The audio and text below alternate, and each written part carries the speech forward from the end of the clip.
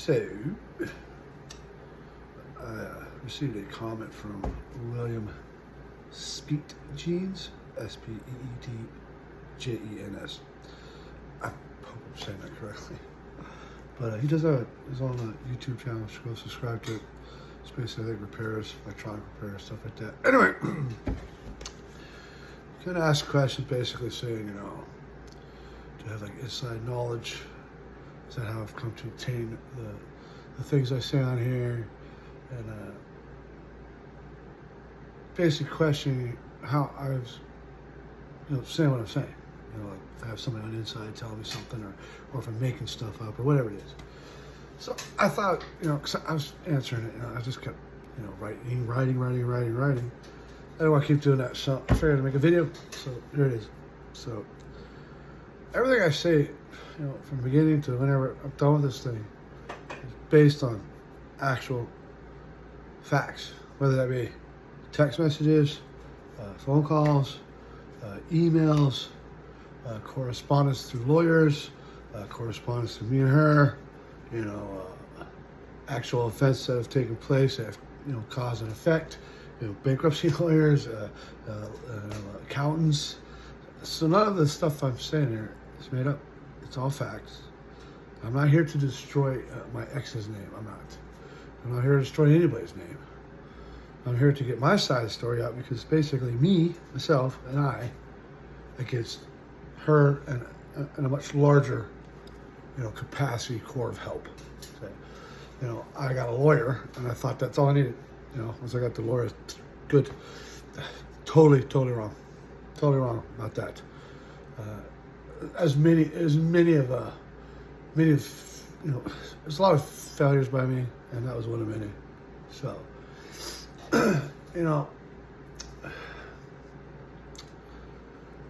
I left my wife, I guess end of January, beginning of February, so around there, because, she is who she is, right, wrong, or indifferent, and I don't like that, and I stayed for many those 22 years because I'm a word is my bond, loyalty kind of guy. I took an oath in front of God and her and everybody that good and bad, sick and health, all that, I would remain married. And I took great pride in that, and I probably stayed many more years than I did. I should have.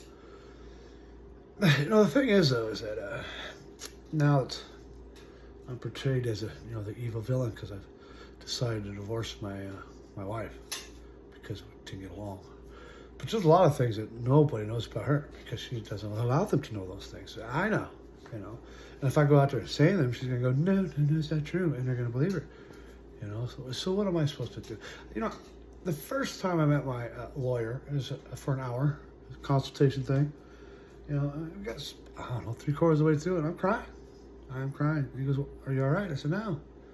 And he says, why? I said, how do I prove, mental abuse? How do I prove manipulation? How do I prove control? Because it's not like she would say, you're not doing this, you're not doing that, you're not doing that. No.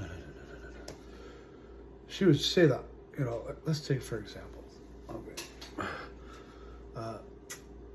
I need to work overtime because we're short on money. I know this. She's going to tell me that. And I said, I got to get overtime. She said, no, we'll be fine. God will provide for us. We'll be okay. We'll figure it out. Right? And then she, are you getting overtime this week? What did they say? Did they say they're this day or that day? Or, little things, little tidbits of things thrown at me to where I feel guilty. And I go to work. So that's the way, she did it. And she's very good at it. Very, very good at it. I mean, I can give you many,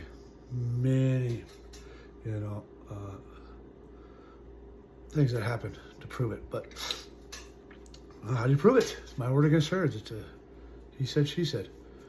And it's very disparaging.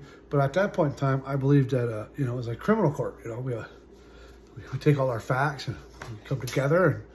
And, the person who was more culpable than the other gets punished more than that person.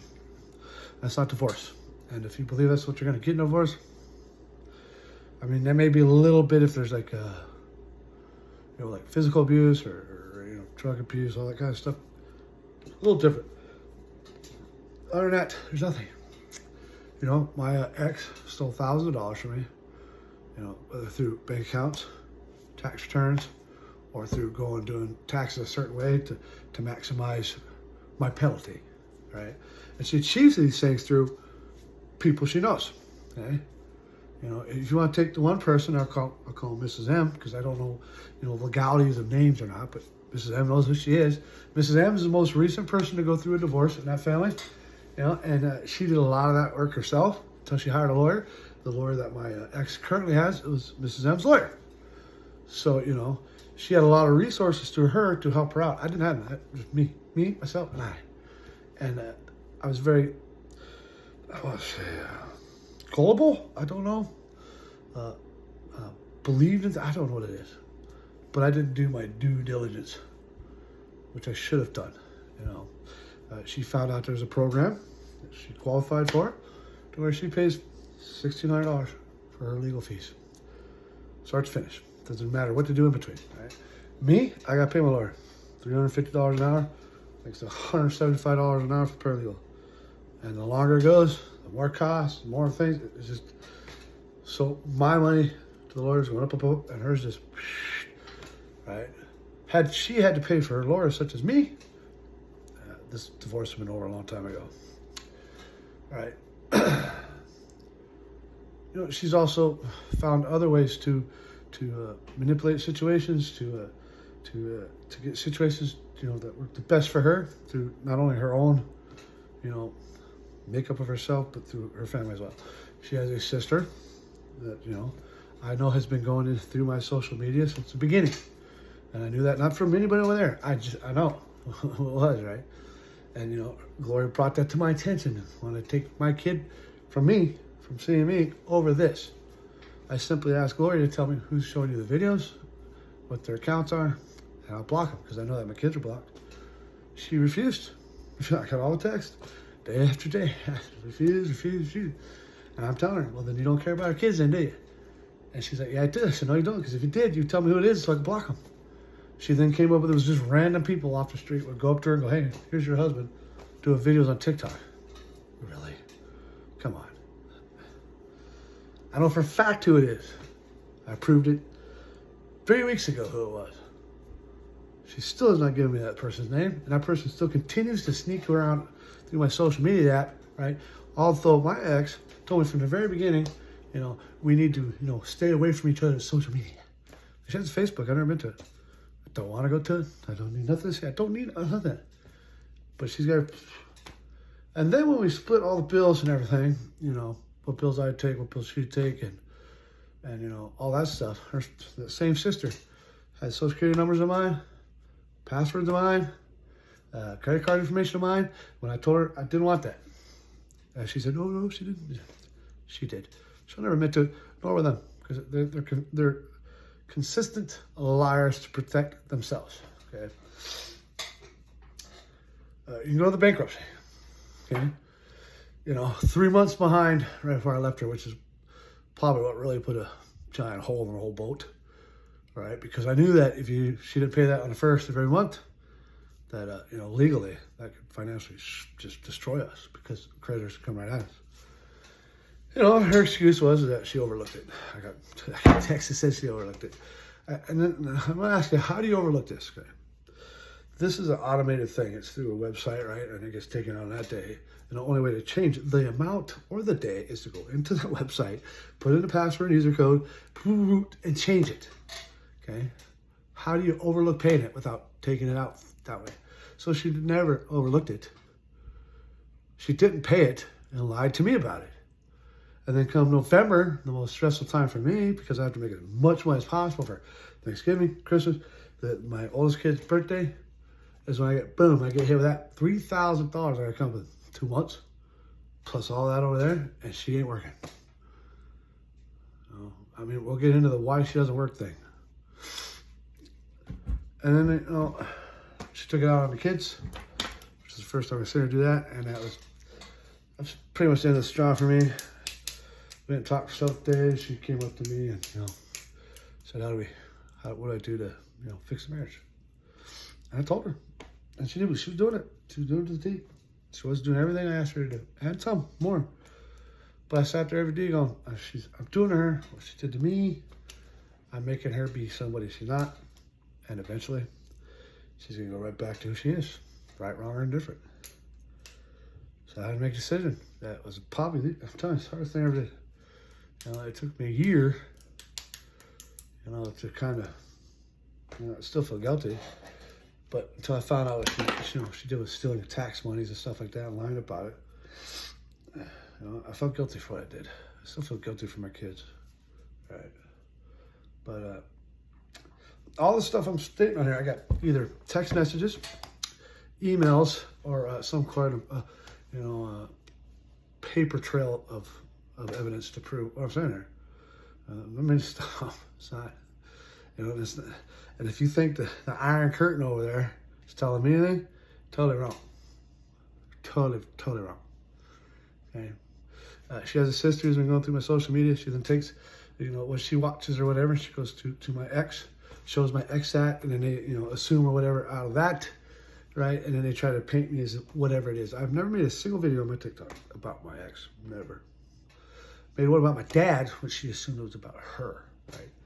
But anybody can watch a TikTok video and go, oh, it's about me, it's about me, about me. No, she'll say in text that, I had her name in there. Never a single video with her name in there at all. Not a single one. I mean, you go on TikTok and you see all these people went through these divorces and how they just bash people left and right on that TikTok. I never did that to my ex. I never done that because she's the mother of my 2 daughters, and I didn't want my daughters to see a man do that to their mother. But her sister Fran, guess she just sits in her apartment with nothing to do, and does this, and then it doesn't really cause me much. It really doesn't. It puts our kids in the middle. It causes our kids stress and pain and all that stuff.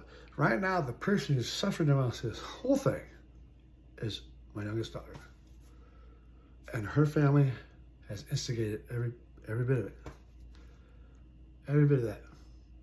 And they sit there and they say me.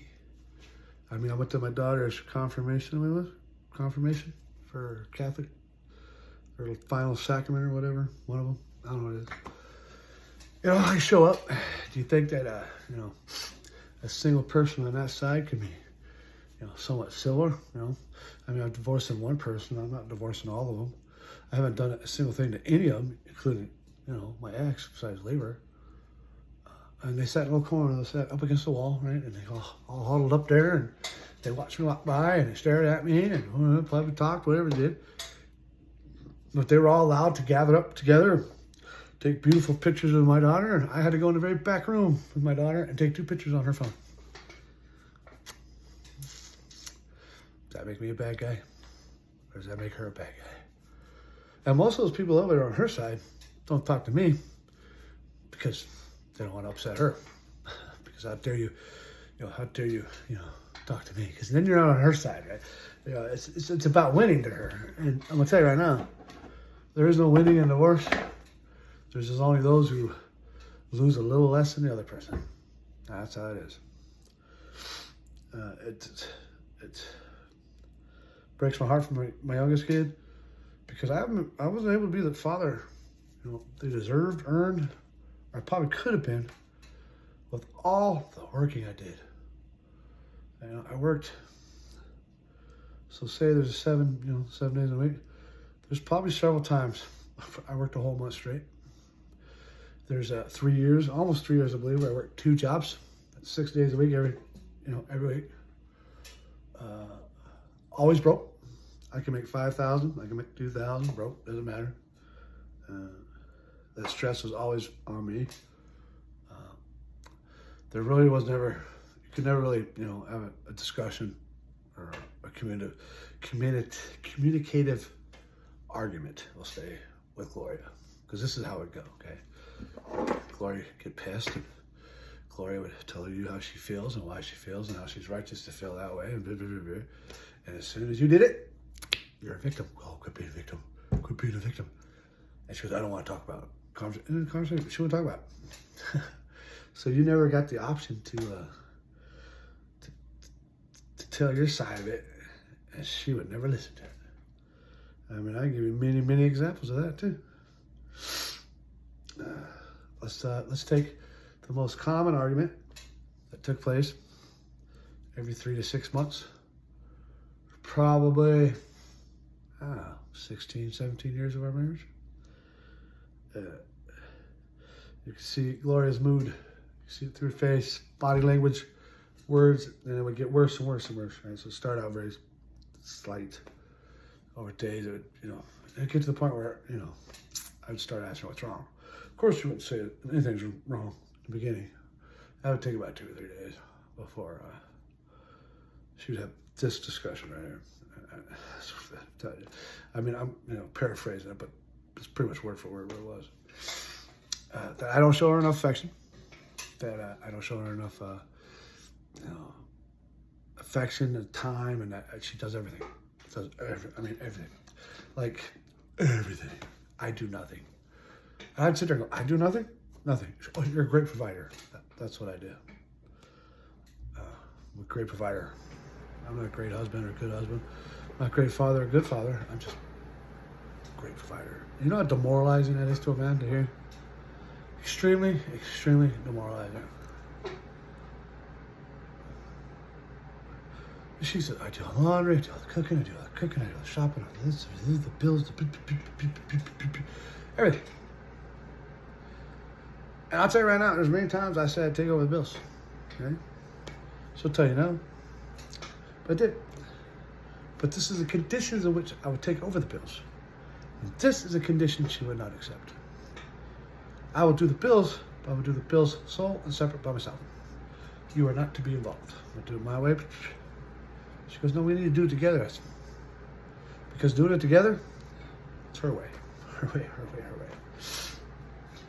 So that's why I do it. She would never, agree to that stuff. I was going to do it.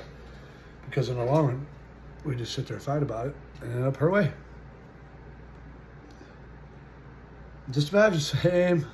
And as soon as she got done, talking how she's tired and stressed out, everything's on her shoulders and she does everything.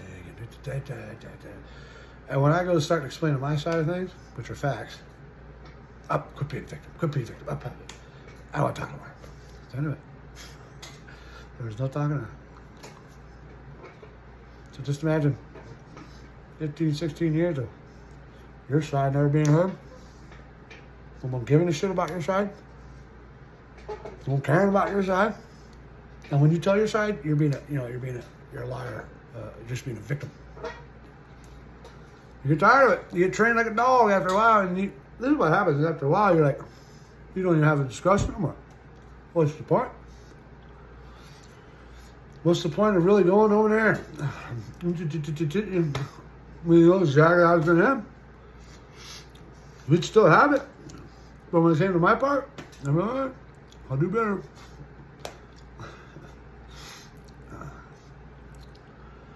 I wanted to leave years before that, but I wanted to break the cycle. I don't want my kids to go through broken homes and different fathers and stuff like that. I didn't want to do that. That's what I did. I'm not saying I turned out the way I did because of that, but I wanted to give them something different. And plus, I felt guilty, and I felt guilty leaving my kids, and I felt guilty leaving my wife too, because I knew it was gonna be harder for her. I didn't want her to struggle. I didn't want her to struggle, and the kids to struggle too. But, how long is one person supposed to sit there and be miserable and be miserable and be miserable? No, there's never gonna be an end in sight. Right now, it's the same. If you take what she makes per month, okay, you add what I give her per month. She makes more than me, and I pay 10 times what she pays a month. I'm $2,500 in the hole if I don't work overtime. Proven fact with your financial affidavit, right? I mean, you take off recreational things here and there, which I didn't put that much in there, but you take that away if you want. I'm still $1,800 in the hole. Right? I had to take 2 weeks off work because the stress and anxiety, it just got to me. And it started affecting my work, started affecting the people around me I work with. So I took 2 weeks off. And just financially made it worse. I have to get a 2-bedroom apartment so that I can have my kid overnights, hopefully 50-50. That's what the court says. That is $500 more a month than what I pay right here. Same apartment complex, ghetto ass place. It'll be about $11.50 just the rent. Then you add the renter's insurance, you add the utilities, you know, it goes up. But either the court or her lawyer give two shits. Who's that? How about that? Come on. I'm going out.